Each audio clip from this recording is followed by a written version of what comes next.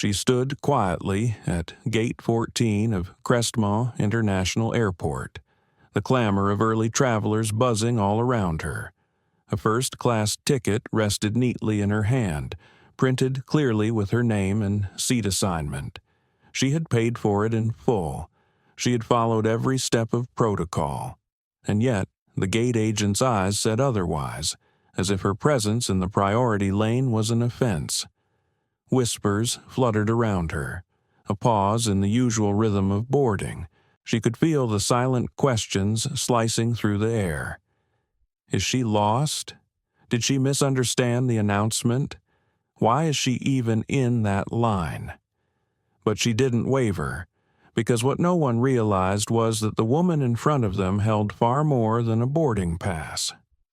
She held authority, the kind that doesn't wear a badge on the chest but sits deep in the posture of someone who knows their worth. This is the story of how one woman of color turned a moment of prejudice into a moment of reckoning. A quiet revolution unfolding at 35,000 feet. Amara Lovelace was no stranger to airports. In her 29 years, she had traversed nearly every major hub in the country. Her frequent flyer miles rivaled those of top-tier executives. But on that particular morning, Amara's journey wasn't just routine. It was strategic. Her flight plan seemed simple on paper. Crestmont to Valemont, a quick stop, then back to her headquarters in Capitol Heights.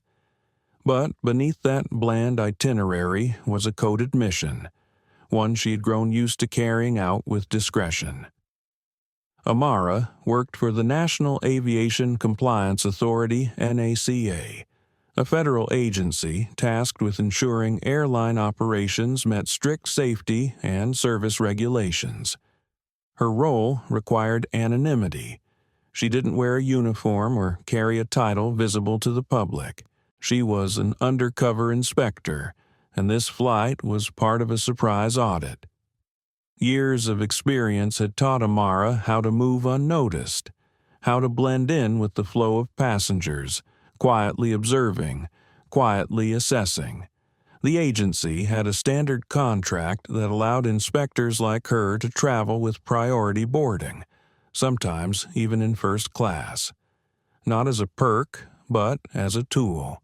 It allowed her to evaluate how different staff treated passengers in those lanes and whether airlines followed boarding protocols. Normally, she encountered few problems. Her presence raised no red flags. But that morning, a strange tension hovered in the air, one that set her instincts on high alert. There was something off. Not just the ambient stress of a busy airport, but something colder, more targeted. Amara had been through this before. The glances, the hesitation, the quiet disbelief that someone who looked like her could belong in a seat with extra legroom and complimentary drinks. Sometimes people were polite in their confusion. Sometimes they weren't. And although she had developed a thick skin over time, no amount of professionalism could fully dull the sting of being treated like you don't belong. But Amara had been raised differently. Her parents had taught her dignity, not the kind that comes from praise or recognition, but the kind that blooms in silence when you refuse to lower yourself in the face of ignorance. She arrived at Gate 14, a full hour before boarding. She never rushed, never darted through terminals. That wasn't just habit, it was strategy.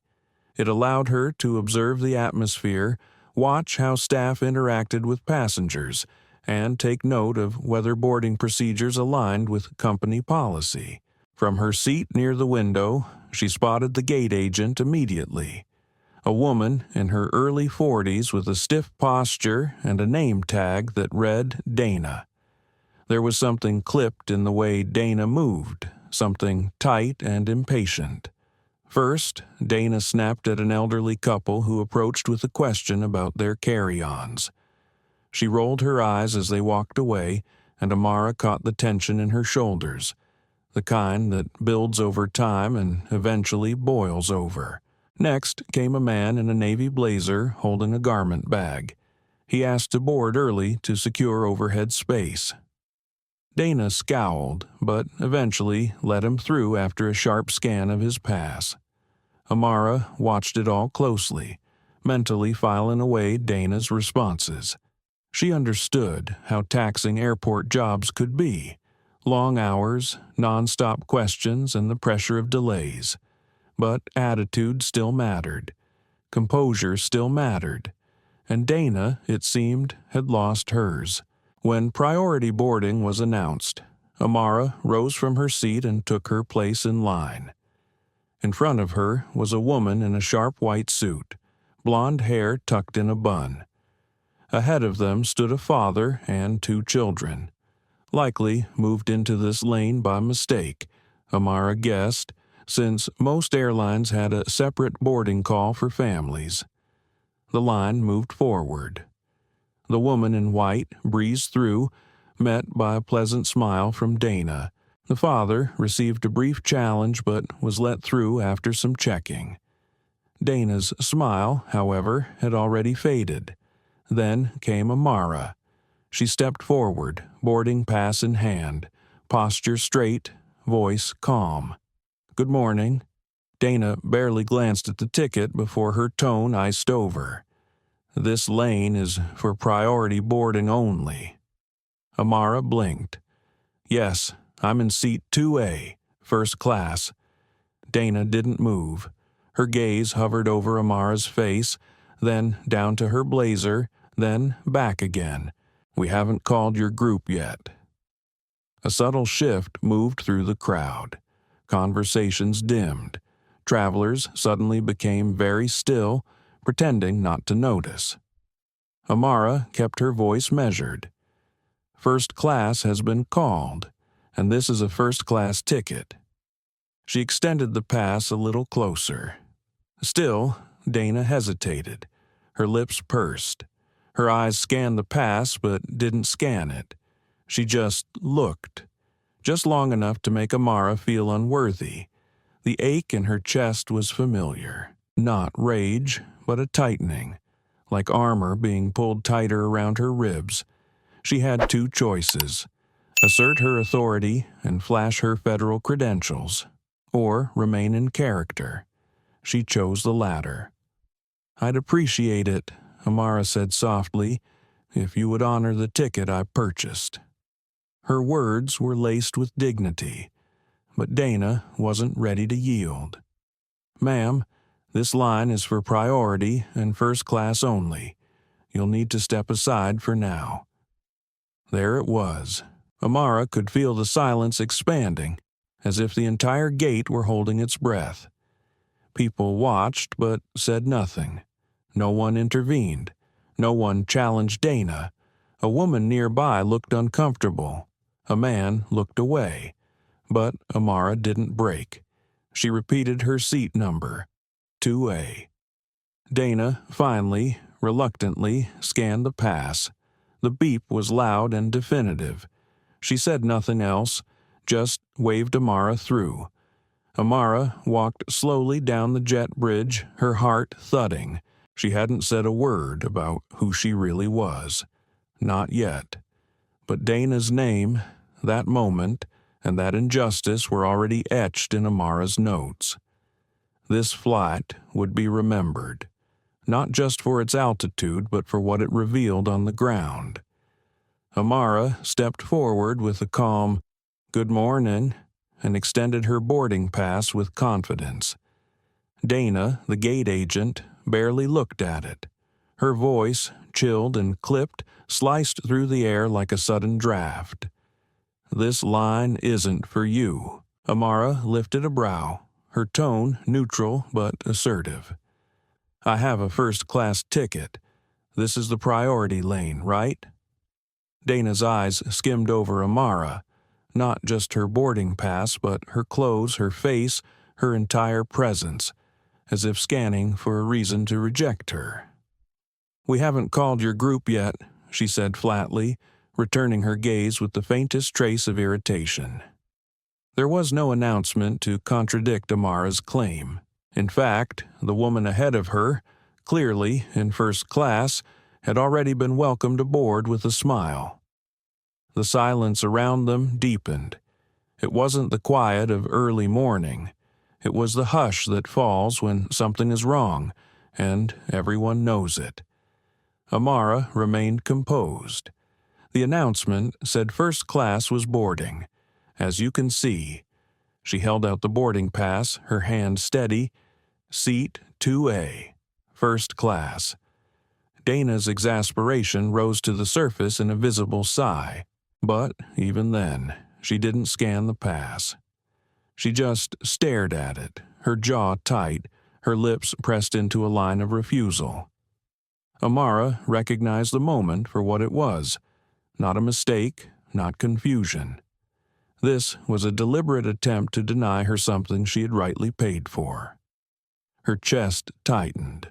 That quiet, unmistakable coil of discrimination, the kind that comes masked in procedural excuses and feigned misunderstanding, wrapped itself around her again. She had felt it before, and she knew this dance well. Standard boarding procedures dictated that agents scan the boarding pass immediately. That hadn't happened here. Dana was stalling, trying to find an excuse. Amara had a choice. She could end this right now by flashing her ANACA credentials. But that would break protocol. She wasn't here in uniform. She wasn't here to make a scene. She was here to observe, to be treated like any other paying passenger. So she stood firm. The final rebuff came in a low, cold whisper. "Ma'am, that's the economy group lining up now. You're in the wrong lane. Please don't hold things up." The silence had thickened now into full stillness. Heads turned without turning. Eyes tried not to look, but couldn't help it. No one stepped forward. No one questioned what they were seeing. Amara felt a heat rise to her cheeks, not of shame, but of restrained anger. Should she speak up? Demand respect? Her instincts screamed for justice, but her training whispered, "Not yet. Not like this." A woman nearby glanced over with quiet sympathy. A man shifted uncomfortably, eyes darting to the floor. The father, with the two children, gave her a quick look and then turned away. She didn't expect anyone to step in. She had long ago stopped waiting for allies in crowded rooms, but that didn't make the isolation sting any less. Locking eyes with Dana, Amara repeated, slowly and clearly, "Seat 2A." She gently pointed to the first-class label on the pass. "I'd appreciate it if you could process my boarding." Her voice trembled, not with weakness, but with the weight of having to explain once again that she belonged. Dana's eyes flicked to Amara's outfit: tailored black blazer, pressed slacks, a small leather carry-on. She was dressed like a professional, not someone trying to sneak into first class in yoga pants and hope. Still, Dana's posture screamed disbelief, but there was no hiding from the facts. With exaggerated reluctance, Dana finally scanned the boarding pass. The electronic chime that followed was clear, irrefutable. Beep. Amara stepped forward as Dana wordlessly moved aside. A few passengers exhaled. Others lowered their heads. Nothing more was said. But the damage had already been done. As she walked the jet bridge, Amara felt her heart thudding harder than she wanted. She shut her eyes for a beat, trying to steady her breath. This wasn't just a delay. It was a moment, one that would live in her notes and possibly in her report. Gate agent attempted to block passenger with verified first-class ticket. It wasn't vengeance she was after. It was accuracy. Amara knew that her role wasn't about punishing people on a whim. It was about upholding fairness and safety. But this had crossed a line, and she couldn't ignore it. Inside the aircraft, the quiet calm of the first-class cabin offered a small reprieve. Soft lighting, polished wood accents, and the familiar plush leather seats.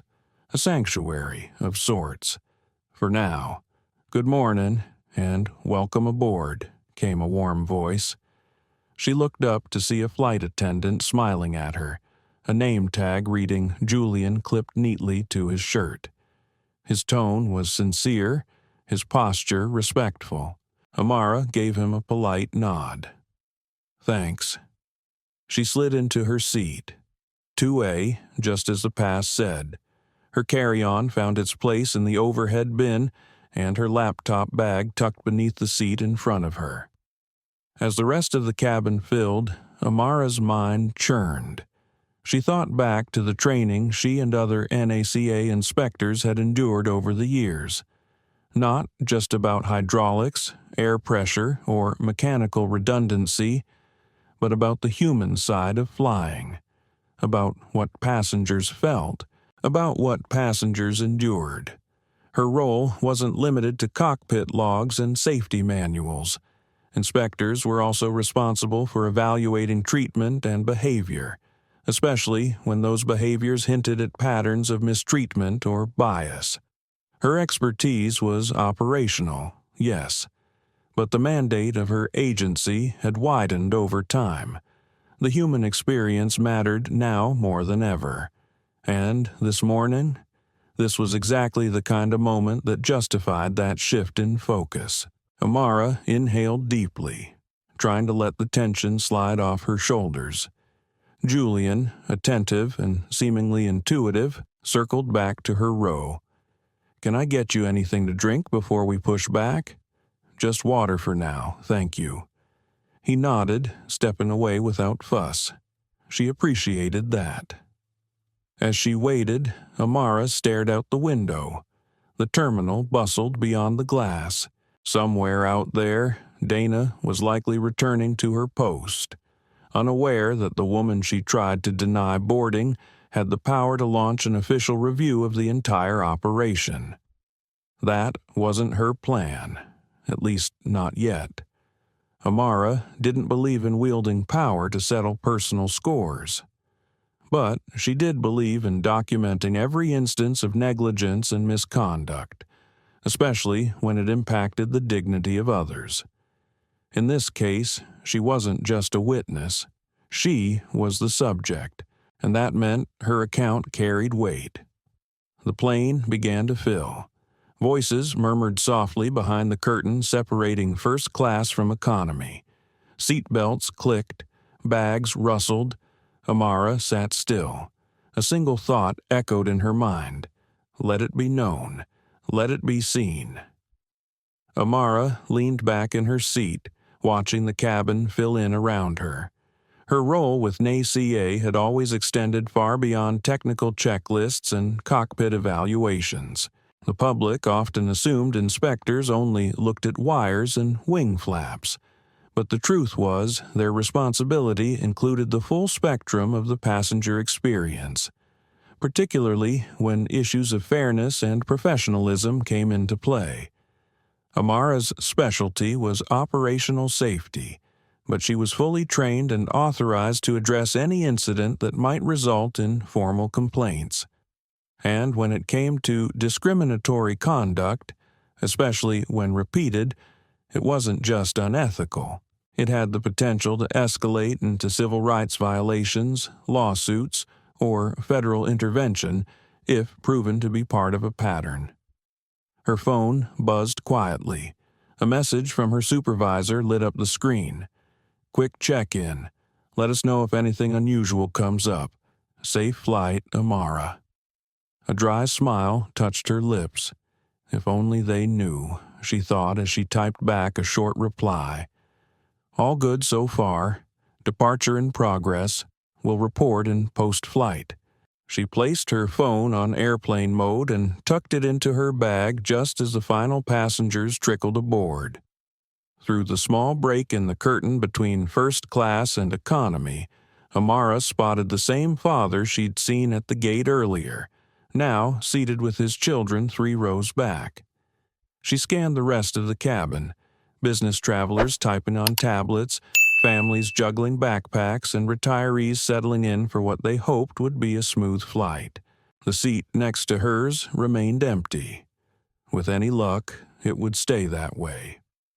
Midweek flights often had vacancies in first class, especially with last-minute changes or canceled upgrades. As the flight crew began pre-takeoff announcements, Amara instinctively reached for her seatbelt. She'd done this motion so many times it was almost muscle memory. But today, her hands moved slower. Her body was calm, but her mind wasn't. The incident at the gate lingered like a shadow over her thoughts. Dana had likely returned to her post at Crestmont's departure terminal, scanning boarding passes as if nothing had happened. Amara wondered if Dana had even stopped to consider who she had dismissed. Probably not.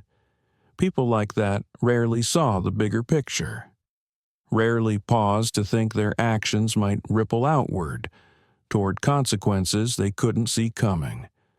Amara would include it in her report, but not out of spite, out of responsibility. Letting it go undocumented would feel like complicity. And if Dana treated another passenger the same way tomorrow, or next week? What if that passenger wasn't an undercover federal inspector, but a nervous first-time flyer, or someone too shocked to speak up? The thought hardened her resolve. Just as Amara exhaled, bracing for takeoff, a sudden shift caught her attention.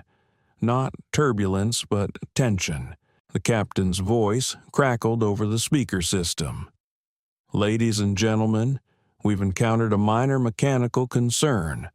We'll need to delay departure briefly to run additional checks. Please remain seated while we coordinate with ground maintenance." A soft groan rolled through the cabin, an orchestra of disappointment from those worried about connecting flights and tight schedules. But Amara sat straighter. A mechanical issue could mean a dozen things: a flickering panel light, a faulty door latch, or a slightly off pressure reading. It might be nothing, or it might be the kind of minor oversight that became major in the air. She had been trained to spot the difference. This was her territory. While maintenance was usually left to the airline's technicians, Amara had authority, when warranted, to step in, observe, or request records directly. It wasn't something she invoked lightly, but her badge granted her the discretion. Julian, the first-class attendant, moved through the cabin with quiet urgency, offering drinks and reassurance. "Water? Juice?" "Water, please," Amara replied, accepting the plastic cup with a quiet nod. Around her, the other passengers were clearly restless. Some scrolled furiously on phones, trying to rebook connections. Others stared at the seat backs in silent frustration.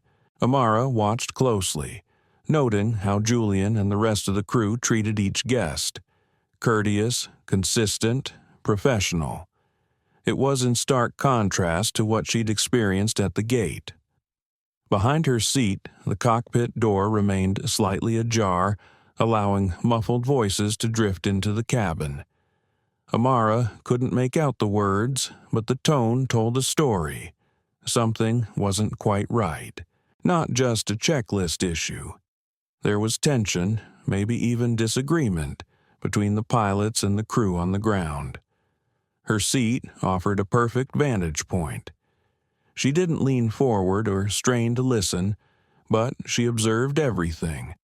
The posture of the flight crew, the way one of them paced briefly, then returned to the controls. Then, a technician in a high-visibility vest boarded the aircraft, brushing past Amara's seat as he made his way to the cockpit. She tracked his progress casually, sipping water. The feeling in her gut turned over. This wasn't just a routine delay. Something was pushing the timeline. She'd seen it before. Management pressuring crews to meet takeoff windows, gate agents pushing for fast boardings even when inspections weren't complete. The industry always talked about safety first, but reality often told a messier story. She set her cup down and reached slowly for her tablet. If the delay stretched much longer, or if she sensed that procedures weren't being followed, she would need to decide whether to intervene formally. Her goal was never to disrupt, but if the risk outweighed the routine, she would act. Amara sat still in her seat, quietly calculating the moment. Should she step forward and reveal who she was? Under NACA guidelines, inspectors weren't required to stay undercover if there was a developing situation that warranted oversight. Still, she preferred not to break cover unless absolutely necessary. She believed in giving flight crews the benefit of professionalism. Let them do their jobs. Trust, but verify. Just as she debated her next move, Julian approached. He leaned slightly toward her row, lowering his voice. "Ma'am," he said softly, "I couldn't help noticing. Back at the gate, you looked pretty shaken. Is everything okay now? If there's anything I can do to make the flight easier, please don't hesitate." Amara was taken aback, not by the words but by the sincerity behind them. Flight attendants often moved in autopilot, but Julian had taken the time to notice. She gave a small, appreciative smile. "Thanks. That means a lot. It was just a rough interaction at boarding. But you've been very kind. I'm fine now." Julian nodded, glancing around to make sure no passengers were listening. Then he added quietly, "I saw the whole thing, and honestly, you're not the first. That agent, Dana, she's been a problem for a while. People have reported her for her attitude. I've even seen her bark at elderly passengers who need extra help. It's hard to watch sometimes. I wish the airline would take action." Amara's eyebrows rose. Has she ever been formally written up? Julian's tone dropped even lower. A few passengers have filed complaints, but she's still here. So either the reports went nowhere, or someone upstairs is looking out for her. Sometimes I think it takes something bigger to actually make change happen. Amara nodded slowly, her mind already working. Maybe this was that bigger thing. If Dana's behavior was part of a larger pattern, it wouldn't take long to find. Amara made a mental note to check internal NACA records later. Any flags about that particular gate or staff member would help build a fuller picture. Even though her usual focus was mechanical and procedural, behavior like Dana's could still be flagged under civil rights and passenger protection reviews, sometimes in collaboration with the Department of Transit Equity. A few more minutes passed. The technician emerged from the cockpit and headed down the aisle, moving briskly. Amara caught pieces of conversation trailing behind him. Sensors not giving consistent readings might be a faulty component. We'll need to run a system check. Shortly after, the captain's voice rang out again from the flight deck. "We're on a tight turnaround. Please do what you can to clear it." And there it was, the kind of scenario Amara was trained to spot, the subtle tension between staying on schedule and addressing technical issues thoroughly. It was a dangerous balancing act. Too often, it leaned toward haste. That's when mistakes happened. Amara reached for the call button. Julian returned almost immediately. She leaned slightly toward him and spoke in a low, professional tone. "Would you mind asking the captain if I could have a brief word with him? It's regarding the issue they're reviewing." Julian hesitated, sensing something shift in her demeanor. "Of course," he said after a beat. "I'll check with them right now." A few minutes later, Julian returned and quietly guided her to the cockpit. Inside, the captain turned in his seat. He was a seasoned man in his late 50s, with silver-threaded hair and a lined but alert face. His uniform sat crisp, his tone polite but tired.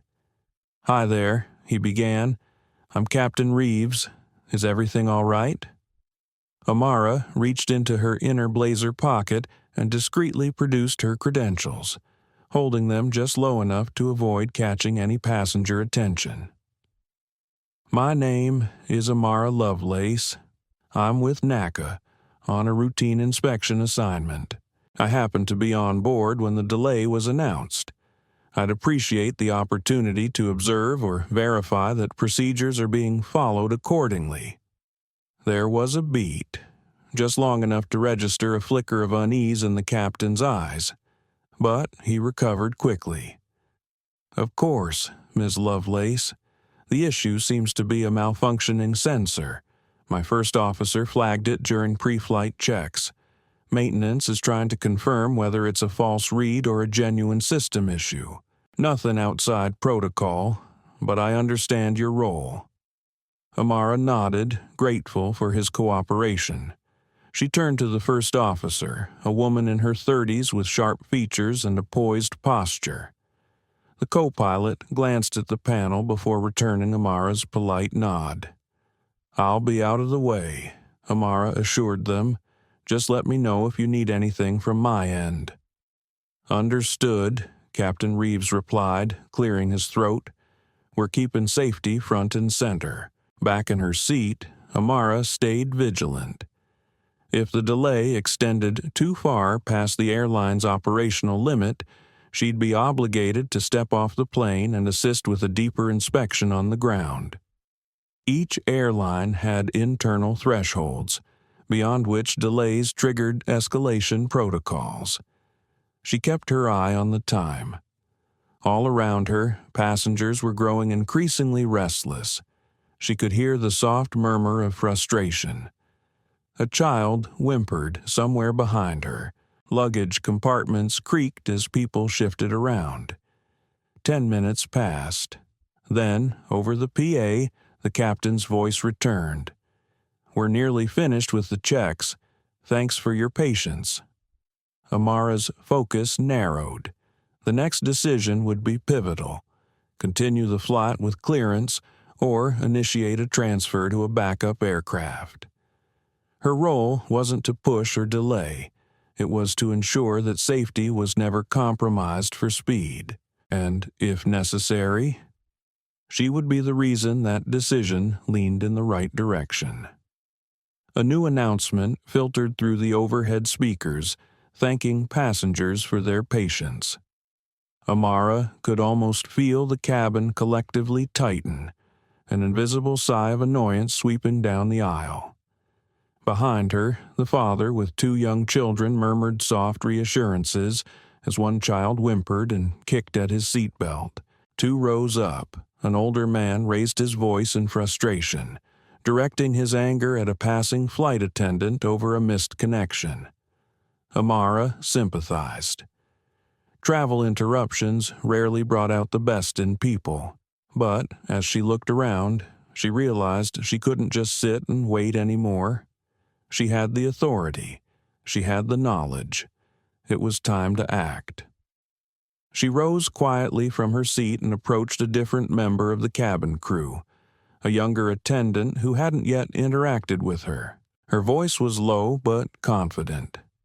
"Hi, I'd like a brief word with your lead technician, if possible. I have clearance." The attendant gave a small nod, clearly already informed of her role, likely thanks to Julian. Without hesitation, they guided her off the aircraft and onto the jet bridge. Outside the plane, a wiry man in a bright safety vest stood over a digital checklist, scrolling through data on a tablet. His brow was furrowed with concentration. "Excuse me," Amara said gently. "I'm Amara Lovelace with NACA. I understand you're working on the flap sensor issue." The technician looked up, startled for only a second before regaining composure. "Yes, ma'am. I'm Marco Silva, lead on this shift. We're just about through the diagnostics. Early tests suggest the sensor's the problem, not the system it reports on." Amara stepped closer, motioning to the tablet. "May I take a look?"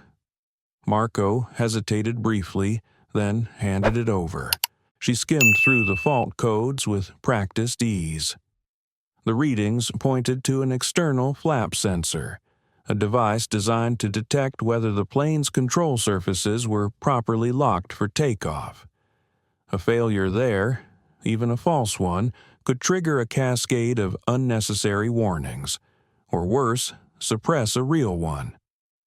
Amara let out a measured breath.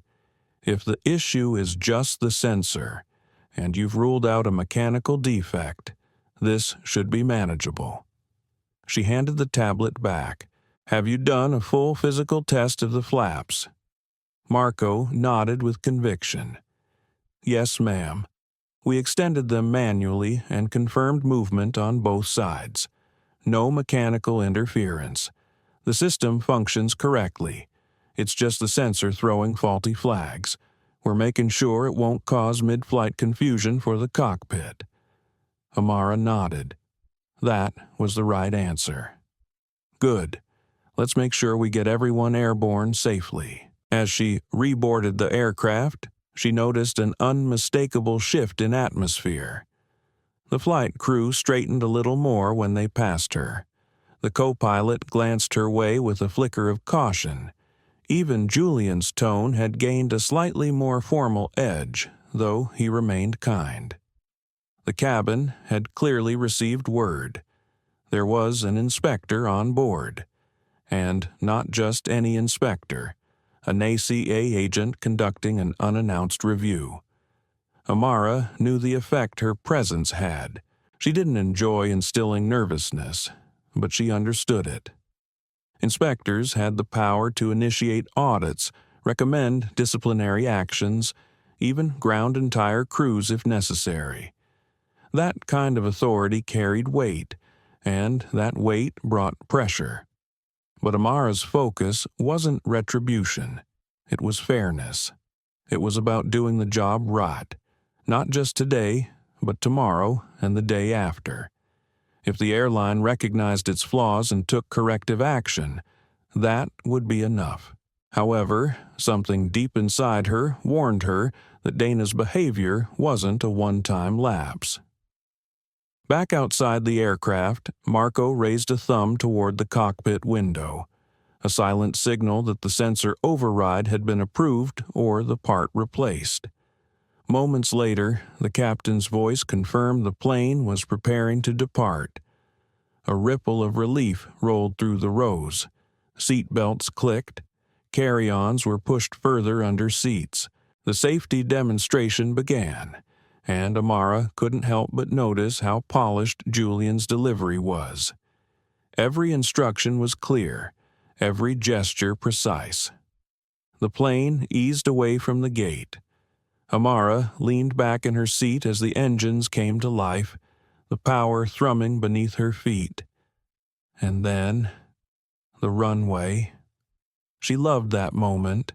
Right as the wheels began to roll, the nose lifting, the ground falling away behind her. No matter how often she flew, it never failed to humble her. Thousands of pounds of machinery, air, and logic working in perfect coordination to lift strangers into the sky. Through the small window, the city of Crestmont shrank beneath a quilt of morning clouds. Amara allowed her shoulders to finally relax. For a few hours, she'd be suspended in motion. No calls, no messages, just time to regroup. There was still much to do. Her thoughts turned to the gate agent once again. Dana. Amara hadn't made a formal complaint, yet, but the possibility remained open. She would weigh it after more research and reflection. What mattered most now was not vengeance, but whether change could be inspired from accountability. Once the aircraft reached cruising altitude, the mood eased. Beverage service began, and Julian returned to offer her something from the cart.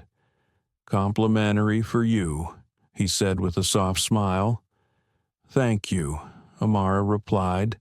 She accepted a sparkling water, twisting the cap slowly as she looked around.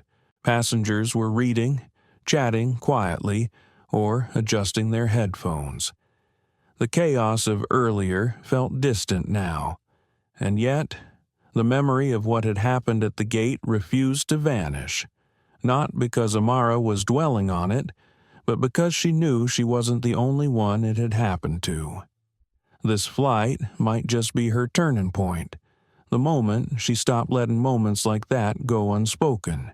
As Amara sipped from the sparkling water Julian had brought her, a sharp cough from behind caught her attention. She glanced over her shoulder and spotted the same father from earlier, his two young kids now fidgeting restlessly. He rummaged through the seat pocket, clearly searching for an airsickness bag. Amara offered him a look of quiet sympathy.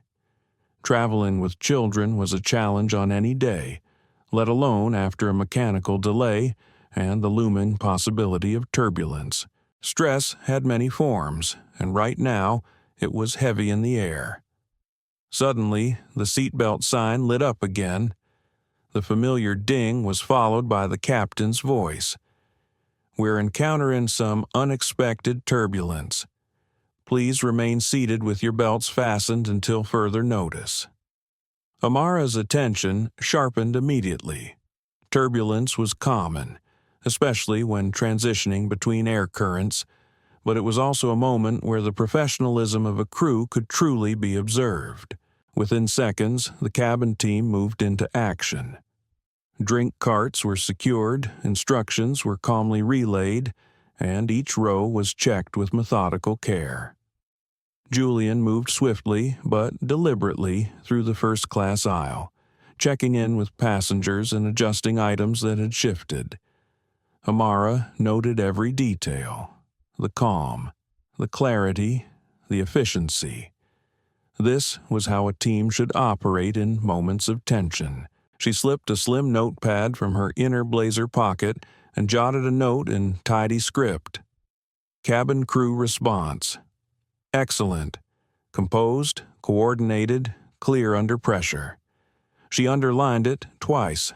Not all staff were careless. In fact, many rose to the moment. Julian and the others were proof that true professionalism wasn't about perfection. It was about presence. As the plane jostled gently through pockets of disturbed air, Amara reflected on the strange weight her position carried.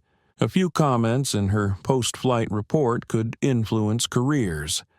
That authority wasn't lost on her. She never used it carelessly, never as a threat.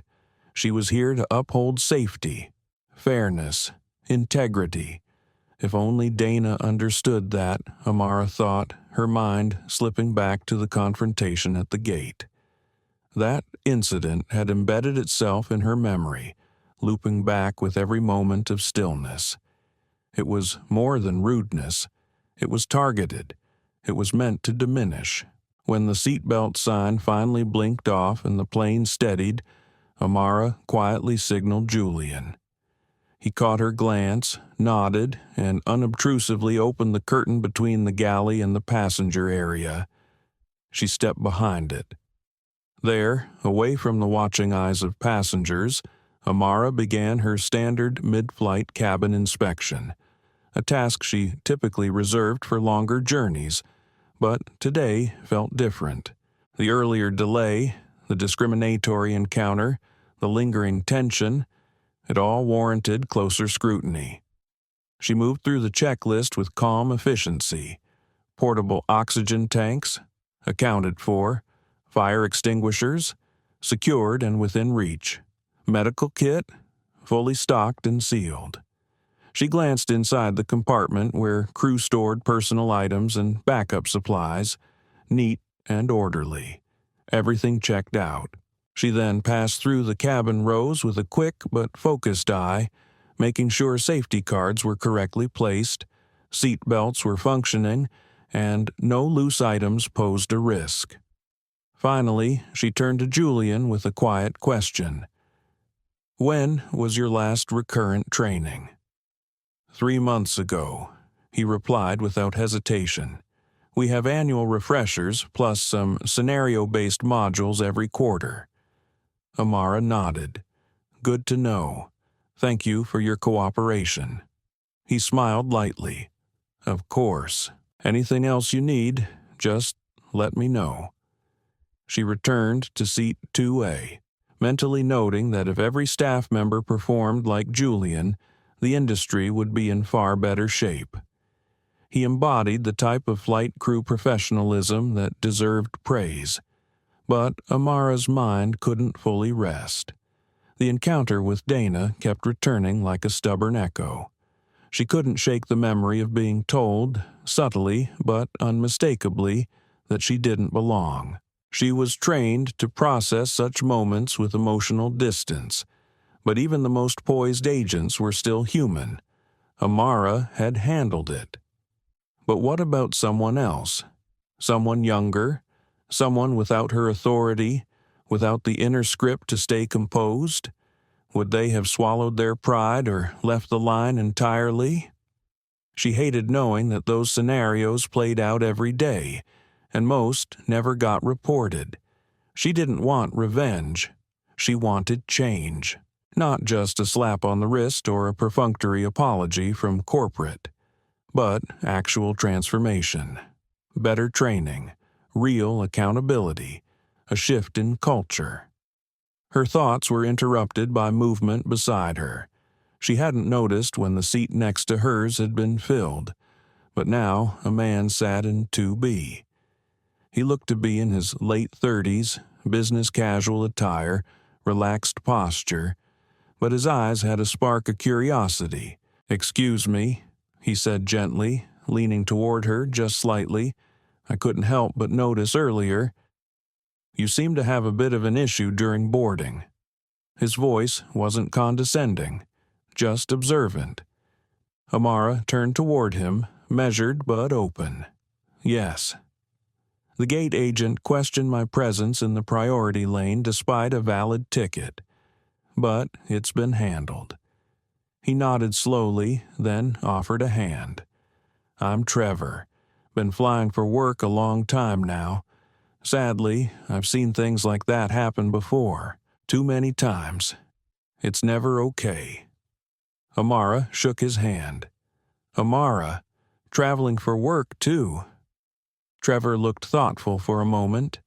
"You handled it with a lot of grace. Most people wouldn't have stayed so calm." She smiled politely. "Sometimes you learn to expect it, but that doesn't mean we should accept it." Trevor gave a short nod. Agreed. The two sat in quiet for a while after that, the hum of the engines settling into a familiar lull. Outside, the sun streamed through the window, bouncing light off the clouds. Amara looked out and reflected on the duality of her flight, how it carried both the weight of injustice and the possibility of renewal. Her work would continue when they landed, but for now, she took a moment of stillness, not to forget what happened, but to gather strength for what was coming next. "I saw you had a rough time back at the gate," Trevor said gently, his tone landing somewhere between concern and quiet support. Amara turned toward him with a composed smile. "Yes," she replied. "The gate agent insisted I was in the wrong lane, even though my boarding pass clearly said otherwise. It's been sorted." She kept her explanation short. She didn't know his angle yet, whether he was simply curious or genuinely empathetic. He extended his hand. "Trevor Kane. I've been flying for work about 15 years now. Seen a lot. Too much, honestly. What happened to you? It's not right. Happens more often than people think." Amara accepted his handshake. It wasn't just the gesture. It was the quiet validation that settled her nerves slightly. "Amara Lovelace," she offered. "I'm flying for business, too." Trevor nodded thoughtfully. I'm really sorry you had to go through that. Some folks in these positions, they let their bias steer their behavior. My cousin works in HR for a major airline, and she's told me repeated complaints can add up. Don't let it go if it really bothered you." Amara studied him for a second, weighing his sincerity. He didn't seem to be pushing. He wasn't trying to turn the moment into a conversation for entertainment. He just wanted to acknowledge it, and that meant more than he probably realized. "Thanks. I'll consider it," she said. "But it's not just about what happened to me. I worry about the next person, someone who might not have the same support or presence to push back." Trevor gave a solemn nod and turned back to the paperback book on his tray table. The title was something related to leadership and ethical management. Amara noticed and tucked that detail away. Not everyone in first class turned a blind eye. Some cared, even if only in small ways. The rest of the flight unfolded without incident. Amara reviewed updated NACA guidelines on her tablet, scrolling through revised safety protocols and recent procedural alerts. She also mentally mapped out her post-landing plan: conduct a brief debrief, file a flight experience summary, and check in with the agency's Valemont branch. She had additional flights to audit over the next 2 days, along with a possible training session log review. But none of that weighed on her as much as the question of how to handle the incident at the gate. She could write it up in a basic report, or she could initiate a broader inquiry, one that might uncover whether Dana's behavior was an isolated event or part of a larger pattern. As the plane began its descent into Valemont, Amara felt the usual ear pressure signaling they were approaching the ground. Through the window, the sprawling cityscape of Valemont stretched out in geometric grids of movement and light. The tension in her body had faded since takeoff, but it hadn't vanished. That morning's friction still clung to her spirit, subtle but steady. The landing was smooth. Amara quietly praised the flight crew in her mind for the grace of their approach and coordination. Once the aircraft reached the gate and the engines powered down, the cabin filled with the sounds of people standing, stretching, and unbuckling. Amara stayed seated. She didn't rush. She rarely did. The first-class door opened and passengers began filing out. But before she could stand, Amara spotted a familiar silhouette step briefly onto the aircraft. Dana, the same gate agent who had tried to turn her away. Dana walked a few paces forward to handle some arrival paperwork or scan equipment. Amara's heart gave a faint jolt. She wasn't ready for a confrontation. Not here. Not with passengers still watching. She waited until the line had thinned, then stood and began to move toward the exit. To her surprise, just beyond the threshold of the plane, Dana was still there. She was speaking with another uniformed employee, perhaps a supervisor or a colleague. As Amara stepped onto the jet bridge, Dana's eyes locked with hers. Panic. That was the look. A flicker of realization crossed Dana's face, as if she were calculating the potential fallout from that morning's behavior. Whether it was fear or guilt wasn't clear, but something had shifted. Amara debated walking past without a word. But then Dana made the first move. She reached out, not harshly, but just enough to stop Amara mid-step. Her hand lightly touched Amara's forearm. Amara stiffened. She turned slowly and met Dana's eyes. "Yes," she said, her voice even and controlled. Dana's expression warbled somewhere between nervousness and defensiveness. "About earlier. I didn't mean to be rude," she said quietly. "I was just following procedure for the boarding groups." Amara didn't break eye contact, and that procedure involved turning away a verified first-class passenger, Multiple times? She asked it softly, but the impact of the question still landed with precision. Dana's colleague looked on, now aware that something was unfolding but unsure whether to intervene. Dana stammered. Maybe there was a mix-up. We get a lot of people trying to sneak into the priority lane. Amara heard the excuse for what it was, a shield, a dodge, but there was also something else behind it. Maybe, not an apology, but something that resembled accountability trying to form.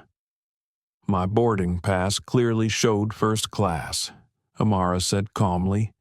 There was no confusion, not on my part. Dana's mouth opened like she might say more, but Amara didn't wait.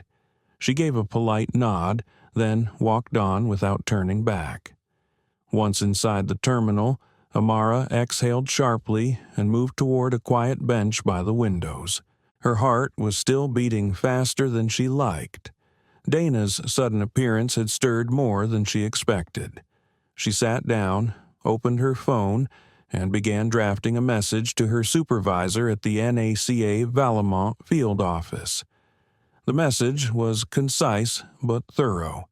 She described the morning's boarding issue, the gate agent's resistance, and the emotional impact of the incident. She noted that this wasn't the first time she'd encountered this kind of behavior in the field, and that a flight attendant had privately confirmed the agent had a history of similar complaints.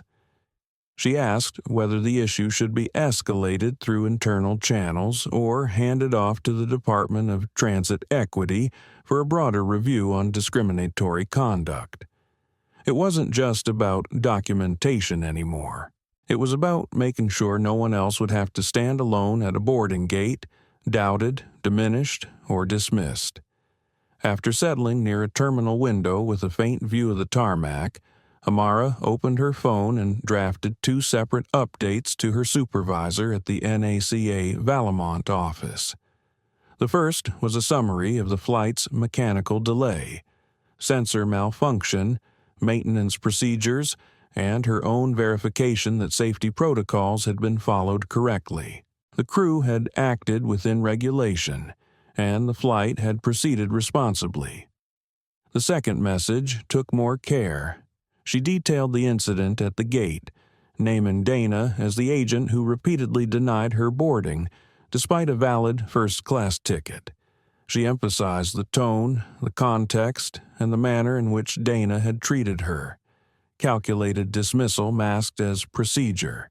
Amara also included that a flight attendant had informed her privately that Dana had received previous complaints from other passengers. Her final paragraph asked for guidance. Should the issue be pursued through NACA's internal compliance team or escalated to the Department of Transit Equity, which handled patterns of discriminatory behavior across transportation sectors? After hitting send, Amara lowered her phone and exhaled. She didn't realize how much weight she'd been carrying from the morning until the adrenaline finally began to ease. There were still a couple of hours before her lunch meeting with a longtime colleague. For now, she needed a reset. Coffee. Quiet. As she strolled through the concourse, she spotted Trevor near a rideshare pickup sign speaking into his phone.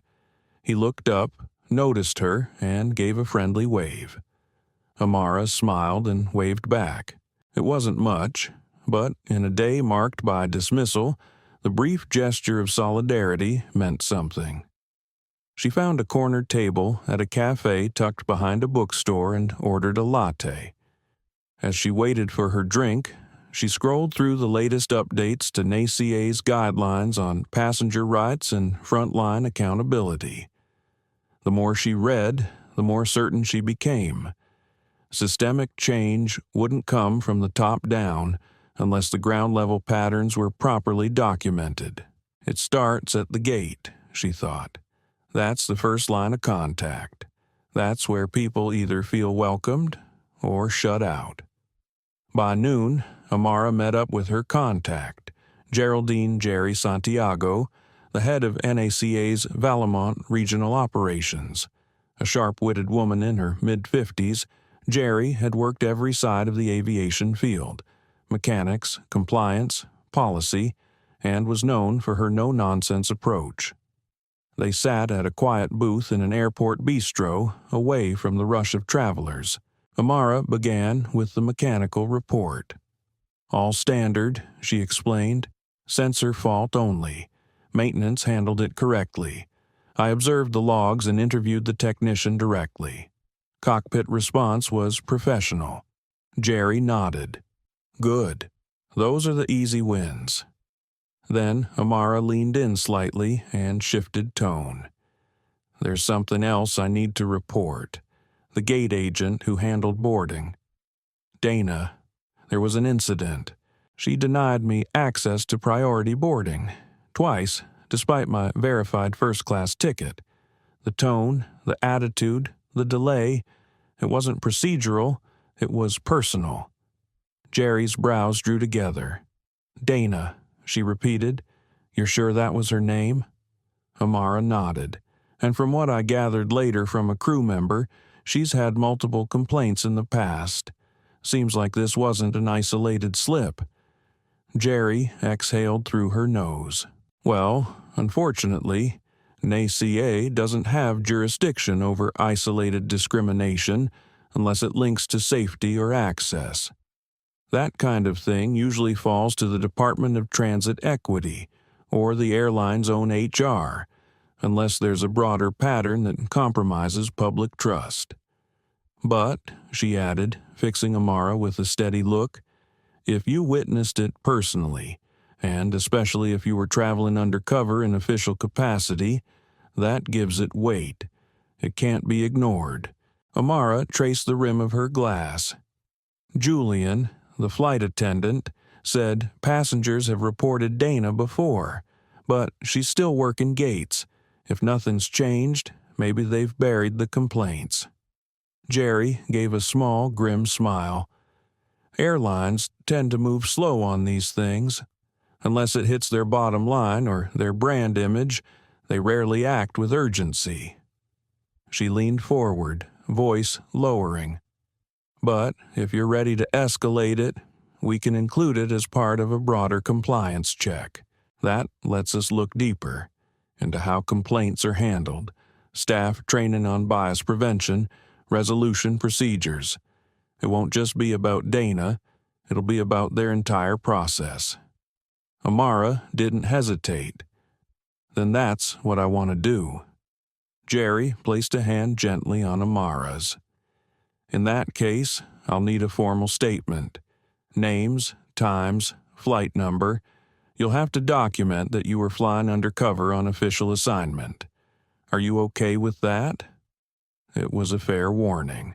Filing an official complaint while undercover would mean revealing her identity as a NACA agent. Word would spread. She wouldn't be anonymous anymore. Gate agents, crew members, they'd start recognizing her face. But she was done letting people like Dana get away with quiet hostility. "Yes," Amara said, her voice firm. "I'm okay with that." After lunch, Amara made her way to baggage claim. The terminal buzzed with the disorganized energy of luggage delays. A small crowd had gathered by the carousel for her flight, clearly irritated.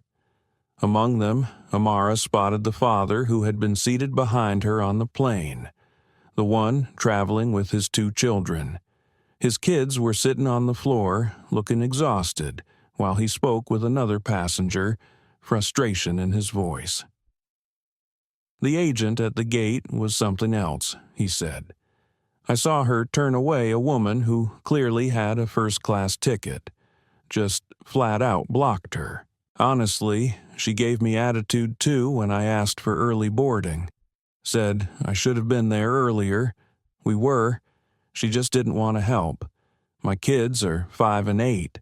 It's hard enough traveling with them." Amara's ears perked.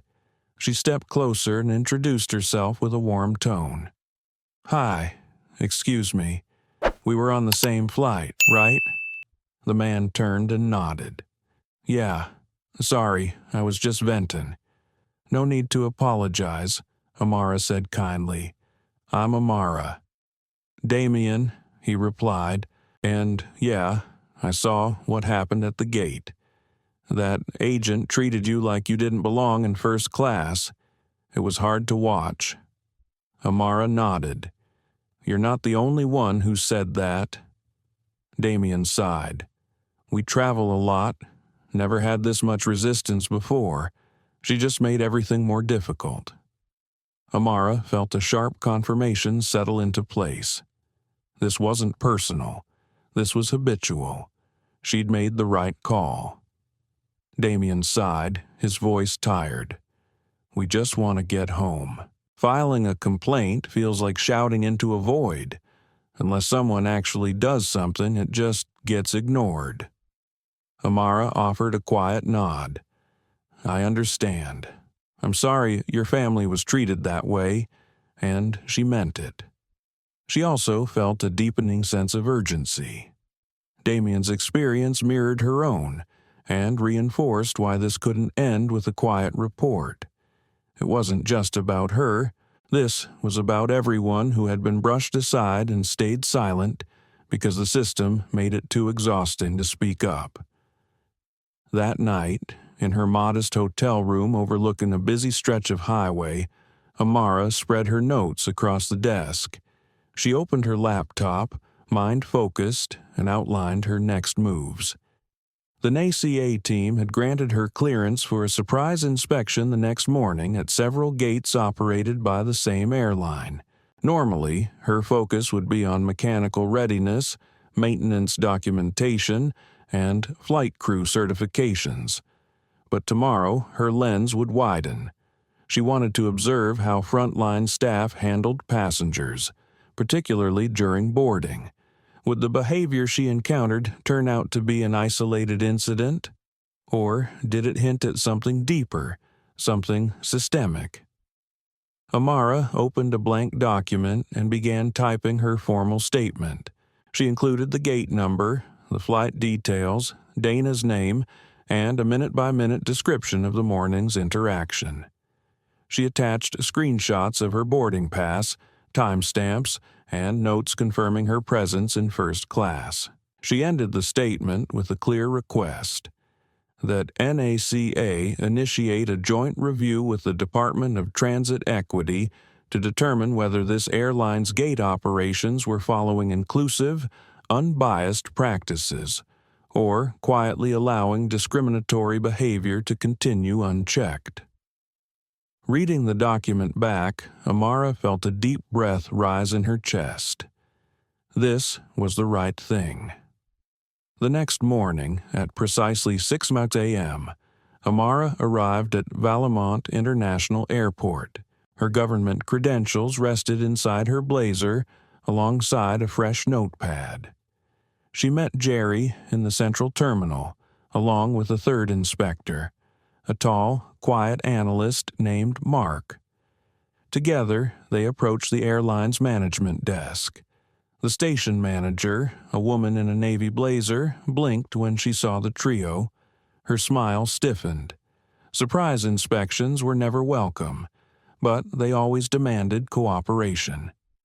Amara kept her tone courteous but clear. "We're conducting an operational and passenger services inspection this morning. We'd like access to departure gates for live observation." The manager hesitated for only a breath, then nodded. "Of course. Right this way." Amara, Jerry, and Mark were escorted through internal security and brought directly to the departure concourse. At Gate 19, Amara's steps slowed. There, behind the counter, was Dana. Of all the gates in the terminal, fate, or coincidence, had brought her straight back to the very woman who had dismissed her so casually the day before. Amara's pulse quickened. She hadn't expected this. Dana must have been transferred, traveling for a schedule rotation, or perhaps reassigned after the earlier incident.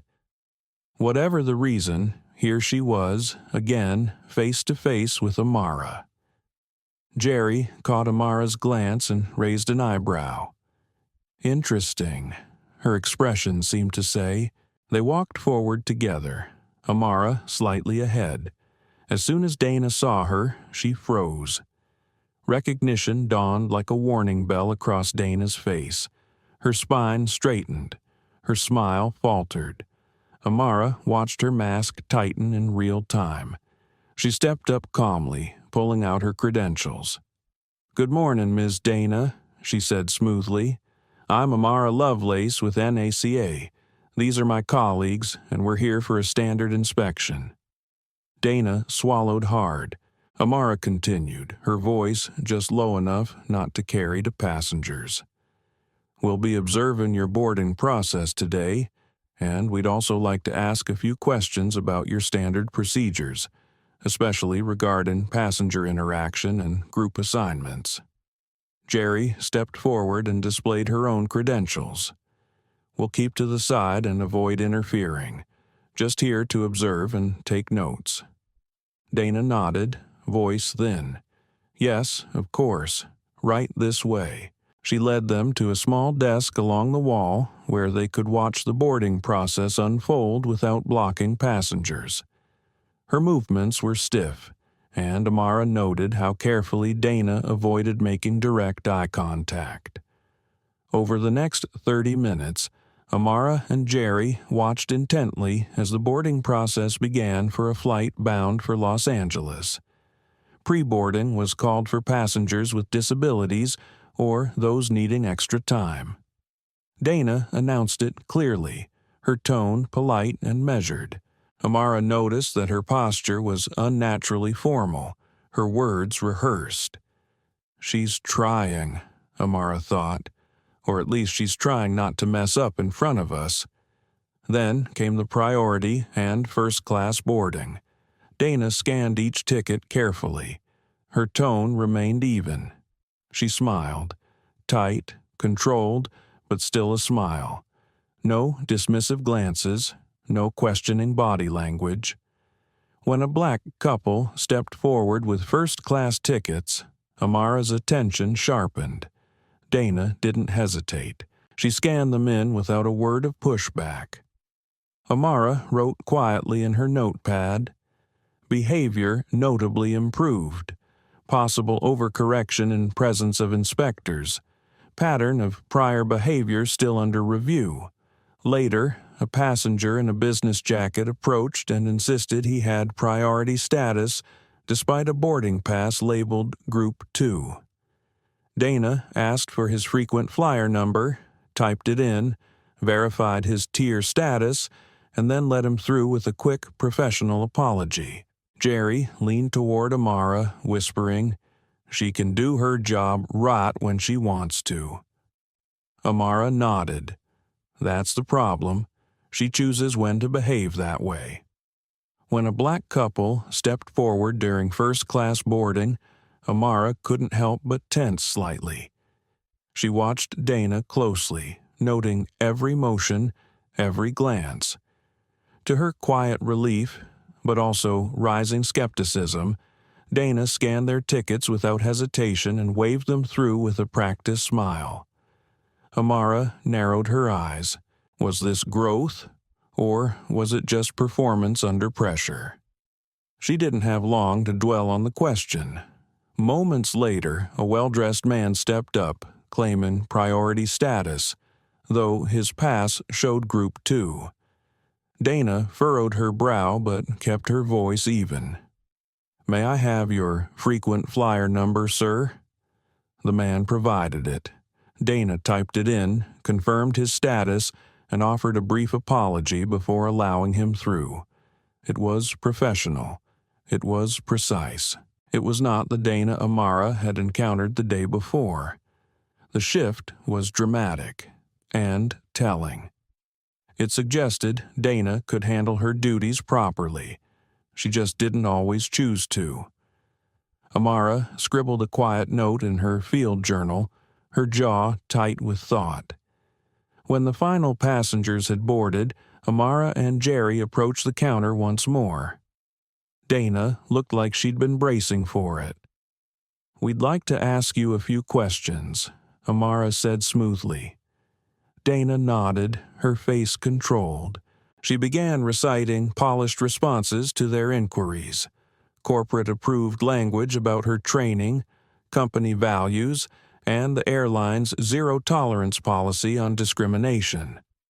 She listed procedures for boarding, how she determined groups, and what support was offered to passengers with special needs. Her answers were technically correct, but Amara saw right through them. The stiffness in Dana's posture, the subtle clench of her hands, the look in her eyes that said she knew what was really being asked. Amara opened her notebook. "Ms. Dana," she said calmly, "you remember me from yesterday. I was the passenger you refused to allow into the priority lane, despite my valid first-class ticket." Dana's gaze flicked briefly to Jerry, who remained silent and unreadable, then back to Amara. "I thought there might have been a system glitch," Dana stammered. "We were having issues with some boarding passes. I didn't mean to cause any offense." Amara's voice stayed steady. "You denied me multiple times. I clarified my seat and boarding status, but you insisted I didn't belong in that line. What made you believe that?" Dana's hands fidgeted. "I was just following the guidelines. It wasn't meant to be personal." Amara felt the slow boil of righteous anger rise, but she contained it, as always. Guidelines don't tell you to question passengers with properly marked tickets. Guidelines don't instruct you to visually assess whether someone looks like they belong in first class. She paused, letting the words settle. "I've spoken with others. Flight crew, passengers, you've been reported before." Dana's face went pale. For the first time, her expression cracked. Amara thought she caught the shimmer of tears rising in her eyes. I'm sorry," Dana whispered. "It's been a stressful season. I never meant to make anyone feel unwelcome." Jerry stepped in, her voice gentler than usual. "We want to make sure it doesn't happen again. NACA, in cooperation with other oversight bodies, will be reviewing boarding procedures and frontline conduct more thoroughly in the coming weeks. You understand?" Dana nodded, lips pressed tightly together. Her posture was now more deflated than defensive. Amara offered no comfort, but also no cruelty. "Thank you for your cooperation," she said crisply before stepping aside. Word of the inspection spread fast. Gate agents around the terminal straightened their backs. Uniforms were smoothed, tones suddenly more professional. Flight attendants who passed Amara and Jerry offered stiff smiles and extra good mornings. Supervisors started hovering, offering assistance that hadn't been volunteered an hour before. It was telling. Accountability worked faster than company slogans.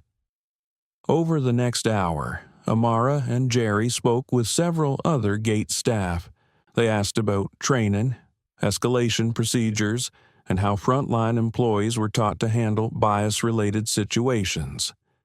Many answers were strikingly similar and discouraging. "We do one training a year. It's mostly online. It's just videos and a quiz. No in-person coaching. It's more about avoiding lawsuits than building empathy, to be honest."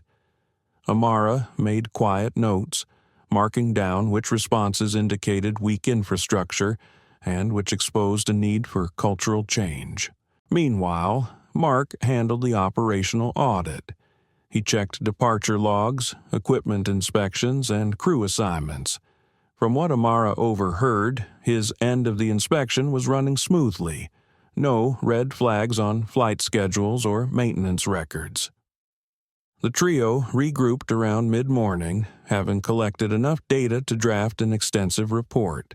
Between the technical findings, the staff interviews, and the behavioral observations, the airline now had a mirror held up to its operations, and a chance to do something about it.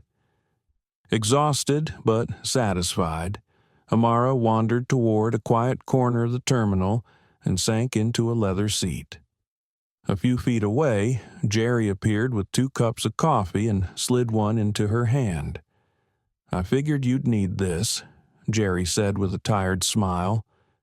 Amara smiled back, grateful for the gesture and for the company. "Thanks," she murmured. "We did good today.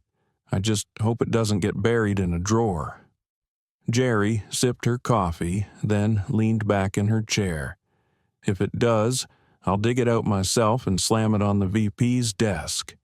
Amara chuckled. "That's why I like working with you." For a few minutes, they sat in silence.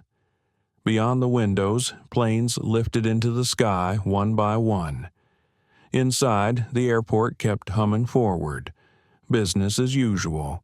But something had shifted, and Amara knew, deep down, that the impact of this inspection, this day, might go further than any audit she'd ever completed before.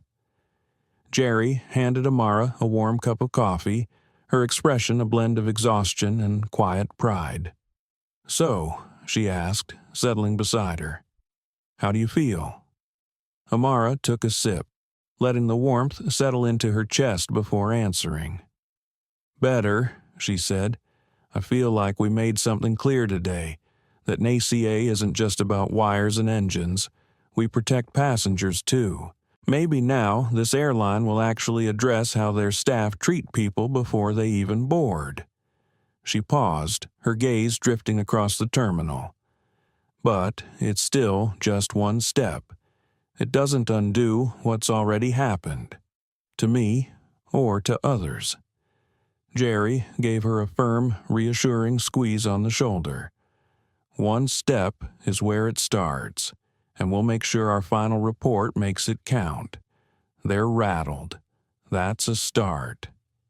Amara nodded, grateful. In the silence that followed, her thoughts drifted to her parents. She could almost hear her father's steady voice telling her, "You have power. Use it wisely." And her mother's gentle smile reminding her, "You don't need to be loud to be heard." They had raised her to walk tall, to carry both dignity and responsibility. Being a black woman in a position of influence meant not only opening doors, but also keeping them open for those who followed. Today, she had done that, and days later, the impact began to take root. The airline released a public announcement outlining a new training overhaul. All gate agents would undergo updated in-person workshops on inclusion, empathy, and procedural fairness. A stricter review process for handling passenger disputes would also be implemented, particularly during priority boarding. It didn't end there. Dana, the gate agent who had denied Amara boarding, was placed on indefinite administrative leave pending an internal investigation. Multiple complaints had finally caught up to her, and accountability was no longer optional. Amara didn't feel joy in that outcome. She hadn't acted out of revenge, but she believed deeply that behavior unchecked becomes behavior repeated, and when staff are allowed to dismiss, demean, or discriminate, it signals that prejudice is permissible in public service, and that couldn't stand. As Amara reflected on everything, from the gate confrontation to the cockpit's delay, to the support from passengers like Trevor and fellow officials like Jerry and Mark, one truth stood out. Justice rarely arrives with a grand entrance. Sometimes it walks in quietly, clipboard in hand, ready to observe what others overlook. And in doing so, it creates change. Maybe not for everyone all at once, but for one person, on one flight, at one gate. That ripple was already spreading.